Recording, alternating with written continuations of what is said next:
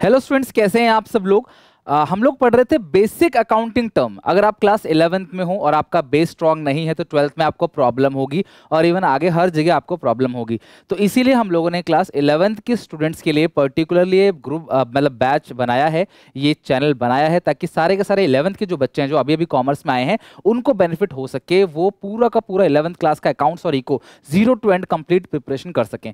उसके बाद 12th में आप जाओगे ना तो अलग ही लेवल रहेगा आपका, अलग ही आपको मजा आएगा पढ़ने में और आपका बेस स्ट्रांग होगा। कमजोर बच्चा भी जो 10वीं में 9वीं में कमजोर था वो 12वीं में अच्छा स्कोर कर सकता है, 90+ स्कोर कर सकता है। ठीक है, अपना करियर फ्यूचर बना सकता है। तो वीडियो एंड तक देखना, आज पार्ट 3 करेंगे और आज हम बेसिक अकाउंटिंग टर्म्स को पूरी तरीके से फिनिश कर देंगे। ठीक है, तो स्टार्ट करते हैं। कुछ टर्म्स रह गए थे, हालांकि मैंने आपको एसेट लायबिलिटी, रेवेन्यू, एक्सपेंस, ये सारी चीजें बता दी थी। जो बाकी टर्म्स रह गई हैं आज उसे करके हम इस चैप्टर को पूरी तरीके से एंड करेंगे। चलो, तो अभी सबसे पहले हमारे पास जो वर्ड है सॉरी जो आपके पास टर्म है दैट इज कॉल्ड परचेजेस। वैसे आप ये कॉमन वर्ड है, हर जगह यूज किया जाता है, आप जानते हो, अकाउंट्स में भी सेम है। परचेजेस का मतलब होता है सामान को खरीदना। ठीक है, परचेजेस का मतलब है सामान खरीदना। तो हम सामान कैसे खरीद सकते हैं?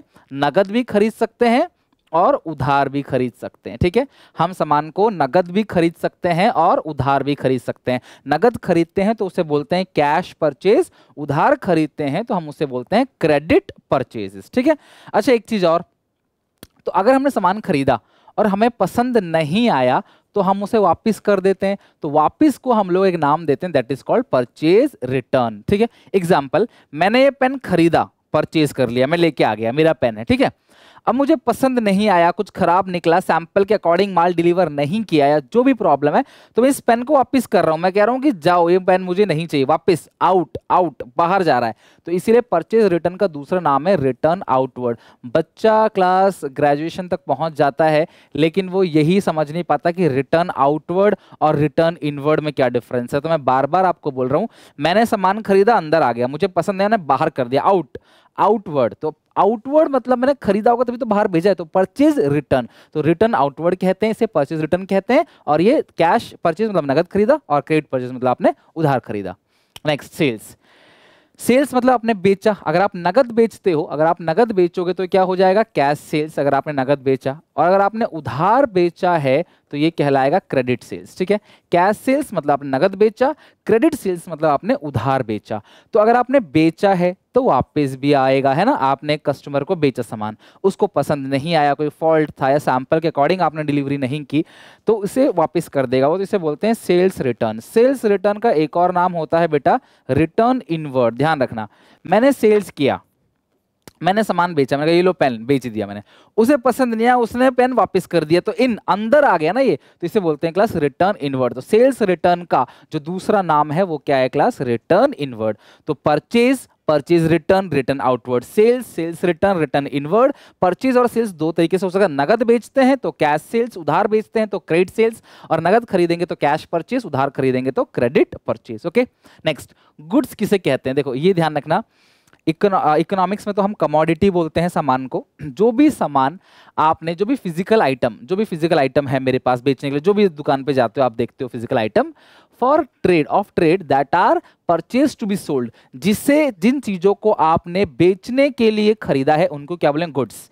क्या बोलेंगे? गुड्स। यहाँ पे स्टॉक भी कह सकते हो, जिन चीजों को आपने बेचने के लिए खरीदा है। These are generally for resale, कि भी मैंने खरीदा, मैं इसको दोबारा बेचूंगा, तो गुड्स बोलते हैं। मैं बोलूंगा कि मेरे, मान लो मैं कपड़े का कपड़ा बेचता हूँ तो कपड़े की थान रखी हुई है मेरे पास, वो सारा का सारा गुड्स है।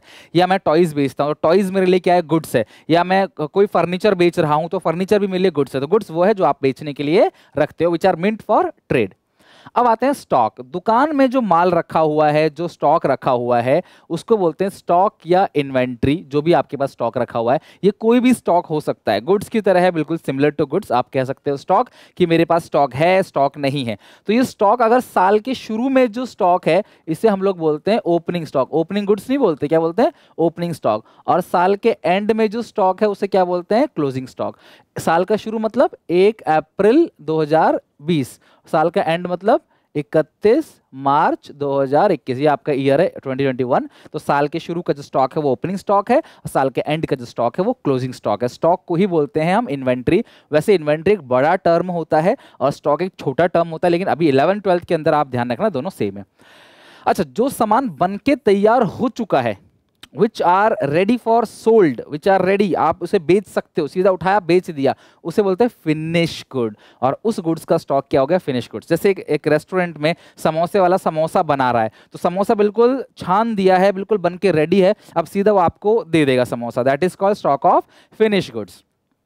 स्टॉक ऑफ रॉ मटेरियल क्या होता है? जो अभी बन के रेडी नहीं है, जैसे मैदा रखा हुआ है मेरे पास, ऑयल रखा हुआ है, ये सब क्या है? ये सब आपका रॉ मटेरियल है, ये अभी बन के तैयार नहीं है, that is stock of raw material. अच्छा, वर्क इन प्रोग्रेस क्या होता है? कार्य प्रगति पर है, अभी सड़क पे देखते हो आप लगा रहता है boarding car, work in progress टूटा फूटा रहता है। अगर समोसा आपने देखा होगा, समोसे वाले समोसे तलते हैं ना, तो आलू वालू बॉईल करके और पूरा का पूरा पेस्ट वगैरह बना के भर देते हैं समोसे के, तलना बाकी रह जाता है बस, तो उस टाइम पे वो आधा अधूरा बना है, वो पूरा खाने लायक नहीं है, that is called work in progress. जब उसे तल देंगे फाइनली तो बन जाएगा फिनिश गुड्स, और बनाने से पहले जो था वो था रॉ मटेरियल्स, यानी कि raw material, stock of raw materials.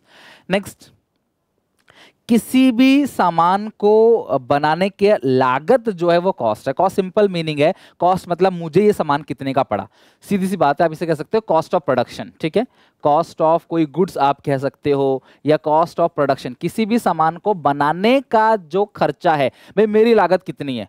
दुकानदार के पास जाते हैं हम शर्ट खरीदने, मतलब कितने की, वो कहता है 2500 की, हम कहते हैं 1000 में दे दो, तो कहता है भाई इतने की तो मेरी कॉस्ट भी नहीं है, यानी कि इतने को तो मैंने भी नहीं खरीदा है, तो कॉस्ट मतलब क्या होता है? लागत। वाउचर, आप सीधे देखो, वाउचर को आप कह सकते हो बिल्स, इनवॉइस या कैश मेमो। आप सीधी सी बात है, प्रूफ ऑफ परचेज। वाउचर क्या होता है? प्रूफ। किसका प्रूफ है क्लास? परचेज का, कि आपने कोई भी सामान खरीदा है, तो आपने खरीदा है तो कुछ तो सबूत होगा आपके पास, उसने किसी कागज पे लिख के दिया होगा, अगर नगद खरीदा है तो कैश मेमो दिया होगा, या बिल्स बना के दिया होगा, या आपको उधार का इनवॉइस बनाकर दिया होगा। तो जो भी पर्ची आप लेते हो ना क्लास, साइन करा के कागज पे, वो आपको ठप्पा मार के मोहर मार के देता है, उसे बोलते हैं वाउचर। वो प्रूफ ऑफ परचेज रहता है, आप वारंटी गारंटी क्लेम कर सकते हो, और कल को वो प्रूफ के तौर पर रहेगा कि आपने वो चीज खरीदी है। अब जो बताने वाला हूं बेटा बिल्कुल मत भूलना, हमेशा काम आएगा डिस्काउंट। डिस्काउंट का मतलब रिडक्शन इन प्राइस, प्राइस में कटौती, प्राइस में कमी, इसको हम लोग बोलते हैं डिस्काउंट। तो डिस्काउंट यहां पे दो दिखेगा आपको, ट्रेड डिस्काउंट और कैश डिस्काउंट। ट्रेड डिस्काउंट और कैश डिस्काउंट, ध्यान से समझना किसको कहते हैं ट्रेड डिस्काउंट और किसे कहते हैं कैश डिस्काउंट। मैं गया दुकानदार के पास, ठीक है, मैंने बोला भाई सामान कितने का है? उसने बोला जी एक सामान है 100 रुपए का।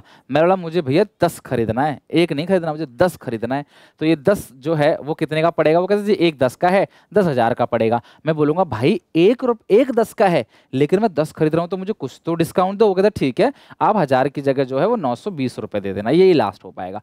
तो अब इसने मुझे जो डिस्काउंट दिया है, क्योंकि मैंने बल्क परचेज किया, क्या किया?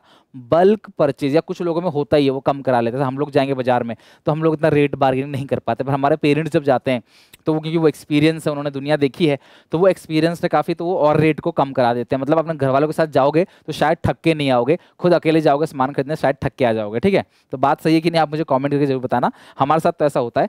तो ये 1000 का सामान 920 दे रहा है, तो इसको बोलते हैं ट्रेड डिस्काउंट, ठीक है। ट्रेड डिस्काउंट को हम कहीं भी रिकॉर्ड नहीं करते, क्योंकि मुंह जबानी ओरली जो है आपने वैल्यू को रिडक्शन कर लिया, उसने वैल्यू कम कर दिया कि जी ठीक है 1000 की जगह आप 920 दे देना, आप रेगुलर कस्टमर हो, आप बार बार लेते हो, आप ज्यादा क्वांटिटी खरीद रहे हो, तो चलो हमने आपको डिस्काउंट दे दिया 80 रुपए का, इससे बोलते हैं ट्रेड डिस्काउंट, ठीक है। तो मैंने कहा ठीक है, मैं 3 महीने के बाद आपको दे दूंगा 920 रुपए, मैंने उधार खरीदा एक्चुअली, तो 3 महीने के बाद 920 रुपए दे दूंगा। लेकिन मैं 1 महीने के बाद ही चला गया उसके पास, मैं 1 महीने के बाद चला गया, मैंने कहा देखो मैं तो वैसे 3 महीने में देने वाला था पैसे, लेकिन मैं 1 महीने बाद ही आपको दे दे रहा हूँ पैसे। तो कहता है ठीक है दे दो, मैं कौन सा मना कर रहा हूँ। तो मैं बोलूंगा भाई देखो समय से पहले मैंने पेमेंट कर दिया आपको, समय से पहले मैं पैसा आपको दे रहा हूँ, तो आप मुझे कुछ और डिस्काउंट दे दो। वो कहता है ठीक है आप मुझे 870 रुपए दे दो। तो यानी कि अब जो उसने मुझे 50 रुपीज़ का और डिस्काउंट दे दिया है, इसको बोलते हैं क्या? Cash discount. कैश डिस्काउंट का मतलब क्या है? जब हम जल्दी किसी को पैसा दे देते हैं तो वो हमें डिस्काउंट दे देते हैं, उसे बोलते हैं कैश डिस्काउंट। और अगर हम पेमेंट कर रहे हैं, अगर हम बल्क क्वांटिटी खरीद रहे हैं, तब हमें कोई डिस्काउंट दिया जा रहा है, उसे बोलते हैं हम ट्रेड डिस्काउंट। आई होप आपको समझ आ गया होगा। इसे रिकॉर्ड किया जाता है बुक्स में, जबकि इसे कहीं भी रिकॉर्ड नहीं किया जाता। अकाउंटिंग हम बाद में पढ़ेंगे, अभी हम सिर्फ अकाउंटिंग टर्म्स की मीनिंग पढ़ रहे हैं, ठीक है। एग्जाम्पल, आप स्कूल की 3 महीने की फीस एडवांस दे देते हो, या पूरे साल की फीस एडवांस दे देते हो, तो स्कूल वाले आपको अपनी फीस में थोड़ा सा रिडक्शन दे देंगे। आप समय से पहले पेमेंट कर रहे हो तो हम आपको कुछ डिस्काउंट दे देते हैं, that discount is called cash discount. और जब ओरली हम कोई चीज़ की वैल्यू कम करा लेते हैं तो उसे क्या बोलते हैं? Trade discount. Next, bad debts. Amount irrecoverable from debtors, मैंने किसी को उधार बेचा और वो इंसान लेके भाग गया, या वो इंसान दिवालिया हो गया, या वो नहीं रहा दुनिया में, या कोई भी समस्या की वजह से वो मुझे पैसे नहीं दे पा रहा है, तो उसे हम लोग क्या बोलते हैं? Bad debts. Bad debt is the amount irrecoverable, जो नहीं मिल सकता डेटर से, उसको बैड डेट बोलते हैं। जो पैसा आप डेटर से पैसा रिसीव नहीं कर सकते उसे क्या बोलेंगे? Bad debts. तो amount irrecoverable from debtors, that is called bad debts. Bad मतलब खराब, डेट मतलब जानते हो क्लास डेटर्स, तो पैसे डूब गए हमारे। ओके, नेक्स्ट आता है बैलेंस शीट। तो मैं आपको बता दूं देखो, किसी भी बिजनेस के अंदर क्या होता है? एसेट्स और लायबिलिटी। सारी की सारी एसेट्स के वो एक स्टेटमेंट बना के लिख देते हैं, सारी की सारी लायबिलिटी को एक स्टेटमेंट बना के लिख देते हैं। उसी स्टेटमेंट को बोलते हैं बैलेंस शीट, या उसे कहते हैं पोजीशन स्टेटमेंट। यानी कि एक ऐसा स्टेटमेंट जिसके अंदर एक तरफ सारी लायबिलिटीज को रख देते हैं और एक तरफ सारी एसेट को रख देते हैं। इस स्टेटमेंट को हम नाम क्या देते हैं? Balance sheet. इससे हमें पता चल जाता है हमारे पास कितनी प्रॉपर्टी है और कितना कर्जा है। तो आप देखो, ये रही क्लास आपकी लायबिलिटी साइड और ये रहा आपका एसेट साइड। चेक करो, ये लायबिलिटी है और ये एसेट है। तो देखो, हमारा मशीन है, फर्नीचर है, इन्वेस्टमेंट है, डेटर है, स्टॉक है। आई होप आप सबको अब इन सब का मीनिंग पता चल चुका होगा। मैं आपको पढ़ा चुका हूं आज इस डेट पे। आखिरी हम मतलब पार्ट देख रहे हैं बेसिक टर्म्स का। तो आज यहाँ पे आपको पता होगा प्लांट एंड मशीनरी है, फर्नीचर है, इन्वेस्टमेंट है, डेटर्स है, स्टॉक है। स्टॉक मतलब जो दुकान में माल रखा हुआ है। आपके पास क्रेडिटर्स है यानी liability, current liability. General reserve क्या होता है क्लास? बेसिकली रिजर्व क्या होता है? बाइक चलाते हो, गाड़ी चलाते हो, रिजर्व होता है ना कि इमरजेंसी में तेल खत्म हो गया तो रिजर्व से तेल यूज कर लेंगे। उसी तरीके से घर में भी इंसान पैसा जोड़ता है, गुल्लक में, पिगी बैंक में, अकाउंट में, कि कोई भी कहीं भी जोड़ता हो पैसा कि भी इमरजेंसी में पैसा काम आएगा। उसी तरीके से बिजनेस भी जब प्रॉफिट कमाती है तो प्रॉफिट से थोड़ा सा पैसा निकाल के साइड में रख देती है कि भाई इसे खर्च नहीं करेंगे, इसे इमरजेंसी में यूज करेंगे। उसे बोलते हैं रिजर्व। और कैपिटल मैंने बता दिया, बिजनेस में जो पैसा आपने लगाया है, सनी ने लगाया 30,000, हनी ने लगाया 30,000, रुपीस ने लगाया 20,000। तो आप देखो, हमेशा आपकी एसेट और लायबिलिटी दोनों क्या होगी? बराबर मिलेगी। तो बैलेंस शीट हमेशा मैच होती है।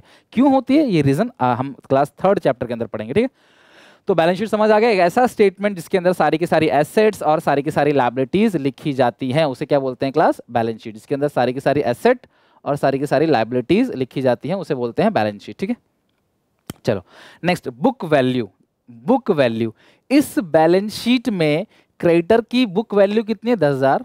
फर्नीचर की बुक वैल्यू कितनी है? 15,000। तो बेसिकली बुक वैल्यू का मतलब क्या है कि बुक में, बुक मतलब बैलेंस शीट, बैलेंस शीट में उसकी वैल्यू कितनी लिखी हुई है, that is called book value. Simple सी बात है, बुक वैल्यू मतलब क्लास की बुक्स में यानी कि बैलेंस शीट में उसकी वैल्यू कितनी लिखी गई है, उसे बोलते हैं बुक वैल्यू। कि जो भी बैलेंस शीट आपने बना रखी है, जो भी किताबें आपने बनाई हुई हैं, बुक्स आपने बनाई हुई हैं, उस बुक्स में उसकी वैल्यू कितनी है, that is called book value. चलो नेक्स्ट देखते हैं इसके बाद, कॉस्ट ऑफ गुड्स सोल्ड। ठीक है, कॉस्ट ऑफ गुड्स सोल्ड, एक second. Cost of goods sold कि भैया जो भी आपने सामान बनाया है उसकी कॉस्ट कितनी है। ठीक है, कॉस्ट ऑफ गुड्स सोल्ड कहाँ चला गया ये? इरा, एक सेकेंड। हाँ, बुक वैल्यू हो गया। हाँ, कॉस्ट ऑफ गुड्स सोल्ड कि जो भी आपने सामान बनाया है। सिंपल सी बात है, कॉस्ट मतलब लागत। किसकी लागत? जो सामान आपने बेचा है, जो गुड्स आपने बेचा है उसकी जो लागत है उसे हम लोग क्या बोलते हैं? Cost of goods sold. यानी कि जो भी मैंने सामान बेचा है उसकी कॉस्ट कितनी। मान लो मैंने कोई सामान बेचा है 25,000 में, तो उसकी कॉस्ट कितनी है? बनाने में लगा था वो कितना, मान लेते हैं बनाने में लगा था वो कुल 12,000 रुपए। तो 12,000 रुपए मेरी कॉस्ट है, 25,000 रुपए मेरी रेवेन्यू है, मैंने बेचा है, और जो बीच का गैप है वो मेरी इनकम है। 25 में से 12, 13,000 रुपए मैंने मुनाफा कमाया, मेरी इनकम है। तो कॉस्ट मतलब आपको सामान बनाने में टोटल कितना खर्चा आया है। डेबिट क्रेडिट, तो ध्यान से समझना, मैं आपको समझाता हूँ डेबिट क्रेडिट आज क्या है। ठीक है, हालांकि धीरे धीरे आपको आगे समझ आएगा। आपने अकाउंट तो पढ़ा था ना शुरू में, मैंने बताया था अकाउंट, किसी का भी खाता बनाते हैं तो उस खाते का 2 साइड होता है, एक होता है लेफ्ट हैंड साइड, एक होता है right hand side. Right hand side is credit side, short में CR दिखाते हैं। Left hand side is debit side, short में DR। DR डॉट मतलब debit, not doctor, it's debit. Okay, और CR का मतलब क्या है? क्रेडिट। तो बस किसी भी खाते का राइट हैंड साइड जो होता है वो होता है क्रेडिट साइड, और लेफ्ट हैंड साइड जो है डेबिट साइड। क्लियर है यहाँ तक? राइट हैंड साइड जो होता है वो होता है क्रेडिट, और लेफ्ट हैंड साइड जो होता है वो होता है डेबिट। तो बस इतना ध्यान रखना है। अगर आपको कोई पूछे सर डेबिट क्या है, तो आप बोलना किसी भी अकाउंट का लेफ्ट हैंड साइड जो होता है वो डेबिट साइड होता है, राइट हैंड साइड जो होता है वो क्रेडिट साइड होता है। इनका रोल क्या होता है, कैसे जनरल में इनका यूज होता होता है, ये सब यही सब तो पूरे 11th का काम है। पूरा का पूरा कॉमर्स का अकाउंटेंसी जो है ना वो डेबिट क्रेडिट पे बेस्ड है। तो हम इसे धीरे धीरे आगे एक्सप्लेन करेंगे। मैं आपको समझा चुका हूं पहले ही कि किसी भी फिक्स एसेट को, किसको, फिक्स एसेट को, like land, building, plant, machinery, computer, furniture ना, कोई भी फिक्स एसेट है, फिक्स एसेट आपको बता ही दिया मैंने। लैंड तो जो है उसकी वैल्यू कभी कम नहीं होती, उसकी वैल्यू बढ़ती है क्योंकि उसकी कोई लाइफ नहीं है। कोई आपसे पूछता है कि मशीन, बिल्डिंग, फर्नीचर इन सब की वैल्यू कम हो, जमीन की वैल्यू क्यों कम नहीं होती, तो बच्चे बोलते हैं सर बढ़ती है। नहीं, जमीन की कोई लाइफ नहीं होती और जिस चीज़ की लाइफ नहीं है उसकी वैल्यू कम नहीं। इंसान की वैल्यू भी कम हो जाती है, जैसे बूढ़ा होता चला जाता है उसकी वैल्यू कम हो जाती है। उसी तरीके से मशीन पुरानी हो जाएगी, कार पुरानी हो जाएगी, मोबाइल फोन पुराना हो जाएगा, गैजेट पुराना हो जाएगा, कैमरा पुराना हो जाएगा, उसकी वैल्यू कम होती चली जाएगी, है ना। लेकिन जमीन पुरानी होती है कभी, कि जमीन सेकंड हैंड है, जमीन पुरानी है, यार जमीन कभी पुरानी नहीं होती, इसलिए उसकी वैल्यू जो है वो कभी कम नहीं होती। और आसपास डेवलपमेंट होता है, आसपास highway, bridge, flyover, school, hospital, colleges, airport, railway station बन जाते हैं, जिसकी वजह से उसकी प्राइस बढ़ जाती है, ठीक है। तो डेप्रिसिएशन क्या होता है क्लास? डेप्रिसिएशन कि किसी भी एसेट की वैल्यू, डेप्रिसिएशन क्या, किसी भी एसेट की वैल्यू अगर कम होती है, क्यों? ड्यू टू इट्स यूज करने से वियर एंड टियर घिस जाती है, या पैसेज ऑफ टाइम कि समय गुजर गया। होता है ना कई बार कि आपने नया का नया मोबाइल फोन है, आपने आज खरीदा, 5 साल तक डब्बे में बंद रहने दो, 5 साल बाद निकालोगे क्या सेम प्राइस पे जाएगा? नहीं, वैल्यू कम हो जाएगा। पैसेज ऑफ टाइम, समय गुजर गया। चेंज इन फैशन, लोगों का फैशन चेंज हो गया, change in taste and fashion, तो इन सब की वजह से भी सामान की कीमत कम हो जाती है। तो जो वैल्यू कम हुई है उसको डेप्रिसिएशन बोलते हैं। मैंने 1 लाख की एक मशीन खरीदी, 1 साल बाद वो सिर्फ 85,000 की रह गई, तो कम कितना हुआ? 15,000 रुपये 1 साल में वैल्यू कम हुआ। इसी 15,000 को हम नाम क्या देते हैं? डेप्रिसिएशन। तो किसी भी एसेट की वैल्यू कम हो गई क्योंकि आपने उसको बार बार यूज किया, तो उसको हम क्या बोलते हैं class? Depreciation. Depreciation is the fall in the value of asset due to its use, passage of time, wear and tear, change in fashion, etc. तो इसकी वैल्यू कम होगी, जो वैल्यू कम हुई हम बोलते हैं डेप्रिसिएशन। कि भाई डेप्रिसिएशन लग गया, हमारी वैल्यू कम हो गई, 10 लाख की चीज अगले साल 9 लाख की हो गई, क्यों? डेप लग गया, डेप्रिसिएशन। रीड करो क्लास कि एंटिटी किसे बोलते हैं, एक बार चेक करो कि एंटिटी किसे बोलते हैं।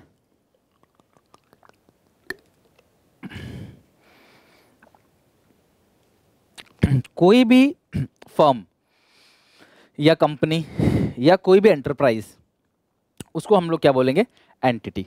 An entity means an economic unit, an economic unit which perform economic activity.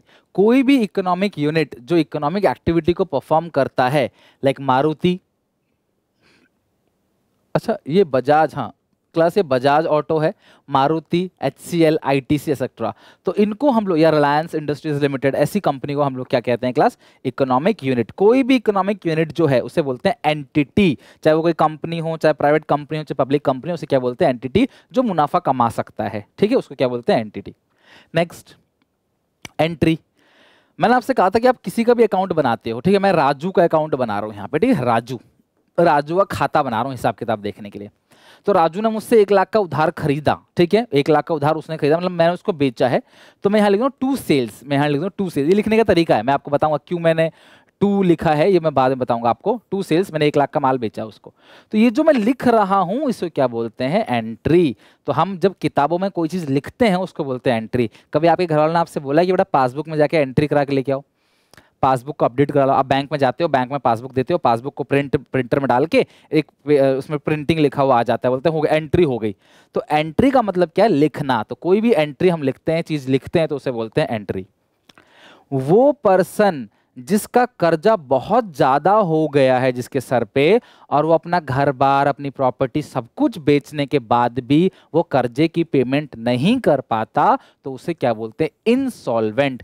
मेरे पास प्रॉपर्टी है 10 लाख की, मेरा कर्जा है 1 करोड़ का, तो मेरी 10 लाख की सारी प्रॉपर्टी बेचने के बाद भी 1 करोड़ की लायबिलिटी की पेमेंट नहीं हो पाएगी, इसीलिए क्लास में क्या हो गया? इंसॉल्वेंट। मैं बोल दूंगा मैं दिवालिया हो गया जी, जी नहीं है मेरे पास, क्या कर लोगे?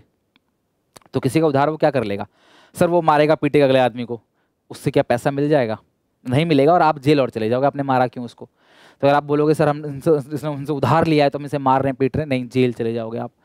तो सरकार कहती है, कोर्ट कहती है ये पर्सन इंसॉल्वेंट है, हमने साबित कर दिया है इसकी सारी असेट जो है इतनी नहीं है कि लायबिलिटी की पेमेंट कर सके, ये दिवालिया हो गया है। जब सरकार सरकार नहीं, कोर्ट इसको घोषित कर देगी कि वो इंसॉल्वेंट हो गया, तो आप उसे मार पीट भी नहीं सकते, उसे कुछ कह भी नहीं सकते, क्योंकि वो सरकार की तरफ से इंसॉल्वेंट घोषित हो गया और आपका जो पैसा है वो डूब गया। अच्छा सर, प्रोप्राइटर कौन होता है? अगर मेरा खुद का अकेले का बिजनेस है, अगर मेरा अकेले का बिजनेस है तो मेरे को क्या बोलेंगे? प्रोप्राइटरी बिजनेस, और जो मैं हूं वो प्रोप्राइटर। प्रोप्राइटर सिंपल ओनर को कहते हैं। और अगर कंपनी के केस में मालिक कौन होते हैं क्लास? कंपनी के केस में मालिक होते हैं शेयर होल्डर्स। शेयर होल्डर्स मतलब जिन्होंने कंपनी के शेयर्स को खरीदा है। कंपनी में हिस्सेदारी होती है शेयर्स की, भी हमारी कंपनी मान लो 100 रुपए की है, किसी का 1 रुपये लगाया, किसी का 25 पैसा लगाया, किसी का 10 पैसा लगाया, किसी का 5 रुपये लगाया, किसी का 40 रुपये लगाया, तो सब शेयर होल्डर है। हालांकि जिन्होंने ज्यादा पैसा लगा रखा है वो बड़े शेयर होल्डर है, जिन्होंने कम पैसा लगा रखा है वो छोटे शेयर होल्डर है। और प्रोप्राइटर मतलब जब मैं अकेला बिजनेस कर रहा हूं, अकेला, तो मेरे को बोलते हैं प्रोप्राइटर। ठीक है, मतलब अकेले बिजनेस में जो सिंगल ओनर होता है उसे बोलते हैं प्रोप्राइटर। सर बैड डेट्स तो आपने बता दिया था, अमाउंट इरिकवरेबल फ्रॉम डेटर्स, जिसको उधार दिया वो पैसा लेके भाग गया तो वो तो बैड डेट है। तो सर बैड डेट रिकवर क्या होता है? अगर इन फ्यूचर नियर 2 साल 10 साल 15 साल बाद से होश आ जाए, उसे लगे कि यार मैं किसी का पैसा लेके गया हूँ, ये गलत है, कहीं का कहीं निकल जाता है, भगवान देख रहा होता है कि आज आपने किसी को 100 रुपये मारे हैं तो कल को आपके 1000 रुपये मरेंगे, तो ये आप उसको लगता है चल यार मैं इस बंदे का पैसा लौटा देता हूँ, ये गलत है, मैं इसका पैसा लेके कहाँ जाऊँगा, कहाँ जाएंगे, भगवान को क्या मुंह दिखाएंगे, लौटा देते हैं पैसा, तो उसे बना देते हैं बैड डेट रिकवर, कि वो बैड डेट जो है वो रिकवर हो गया। नेक्स्ट है रीबेट। रीबेट बेसिकली डिस्काउंट जैसा ही होता है। बेसिकली आपने देखा होगा कि कोई भी सामान बिक रहा है, मान लो कोल्ड ड्रिंक बिक रही है सर्दियों के टाइम पे, तो उसे रीबेट में बेच देते हैं कि भाई 100 रुपए का है, लेकिन इसे क्रॉस करके बोलते हैं 92 रुपीज़ का। तो ये हो गया आपका रीबेट, यानी कि रिडक्शन इन प्राइस, छूट जो मिलती है, दुकानदार जो छूट दे देता है। सॉल्वेंट किसे कहते हैं? इंसॉल्वेंट का उल्टा सॉल्वेंट। मेरी प्रॉपर्टी है 1 करोड़ की और मेरा कर्जा है 10 लाख का, तो मैं 1 करोड़ की प्रॉपर्टी से 10 लाख के कर्जे की पेमेंट कर दूंगा, तो मैं सॉल्वेंट हूं। और अगर मैं अपने घर बार बेच के सारी प्रॉपर्टी को बेचने के बाद भी लायबिलिटी की पेमेंट नहीं कर पाता तो मैं इंसॉल्वेंट हूं, और मैं अपना सब कुछ बेच के लायबिलिटी की पेमेंट कर देता हूं तो मैं सॉल्वेंट हूं। ओके, तो आई होप आपको सॉल्वेंट इंसॉल्वेंट समझ आ गया होगा। आज के चैप्टर का एक लास्ट है, और ये मैंने आपको पहले चैप्टर के अंदर ही बता चुका हूं आपको कि फाइनेंशियल स्टेटमेंट्स किसे कहते हैं या फाइनल अकाउंट्स किसे कहते हैं। देखो, किसी भी अकाउंटिंग हम करते क्यों है क्लास? ताकि हम किसी भी बिजनेस का नेट रिजल्ट जान सकें। ठीक है, उसी को बोलते हैं, उसी रिजल्ट को बोलते हैं फाइनल अकाउंट्स या फाइनेंशियल स्टेटमेंट्स। तो फाइनेंशियल स्टेटमेंट्स क्या होता है? इनकम स्टेटमेंट, इसको मैंने पहले नाम क्या दिया था? प्रॉफिट या लॉस अकाउंट। और इससे क्या निकलता है क्लास? कि आपने कितना प्रॉफिट कमाया है या आपको कितना लॉस हुआ है, तो ये इसे बोलते हैं फाइनेंशियल स्टेटमेंट्स। ठीक है, दूसरा बैलेंस शीट, मैंने दिखाई दिया क्लास आपको, हमारे पास कितनी कितनी एसेट है, कितनी कितनी लाइबिलिटीज है। बैलेंस शीट को हम लोग नाम देते हैं पोजीशन स्टेटमेंट। क्या कहते हैं क्लास? Position statement. और इनकी डिटेल इंफॉर्मेशन होती है नोट्स टू अकाउंट्स के अंदर। कहाँ होती है क्लास? नोट्स टू अकाउंट्स के अंदर। और लास्ट एक स्टेटमेंट होता है जिसे बोलते हैं कैश फ्लो स्टेटमेंट, कितना पैसा आया और कितना पैसा गया, तो उसको बोलते हैं कैश फ्लो स्टेटमेंट। तो इन चारों चीजों को हम क्या कहते हैं? फाइनेंशियल स्टेटमेंट्स या फाइनल अकाउंट्स। आप 11th के आखिरी चैप्टर में इन्हीं फाइनेंशियल अकाउंट्स को बनाना सीखोगे। Trading account, P&L account, balance sheet, आप सब सीखोगे। इनको बोलते हैं class financial statements. I hope आज की क्लास के एंड तक आपको बहुत कुछ समझ आ चुका होगा। पार्ट बाय पार्ट आप वीडियोस देख रहे हो, एंजॉय कर रहे हो। कमेंट करके मुझे बताओ कि आपको मेरा पढ़ाया कैसा लगता है, समझ आता है कि नहीं। और अपने दोस्तों में वीडियो शेयर करो अगर आपको अच्छा लगता है तो। चैनल को सब्सक्राइब करो, बेल आइकन दबाओ। पूरे 11th 12th की सबकी प्रिपरेशन होने वाली है। 11th के लिए हमारा ये चैनल है, 12th के लिए हमारा एक और चैनल है। ठीक है, सुनील पांडा द एजुकेटर के नाम से, वहाँ पे 12th की पढ़ाई होती है। ठीक है, तो 11th में सिर्फ आप लोगों को लेके आया हूँ यार, कहीं ये मुहिम इसी साल खत्म ना हो जाए। तो यार आप सबसे रिक्वेस्ट है, आप वीडियो को शेयर करा करो, अपने सारे दोस्तों को बोलो और पढ़ के देखो A to Z सारी चीजें, और सबसे बड़ा कि आपके सारे कमेंट्स का रिप्लाई भी करूंगा। टेक केयर, बाय बाय, मिलते हैं नेक्स्ट वीडियो में।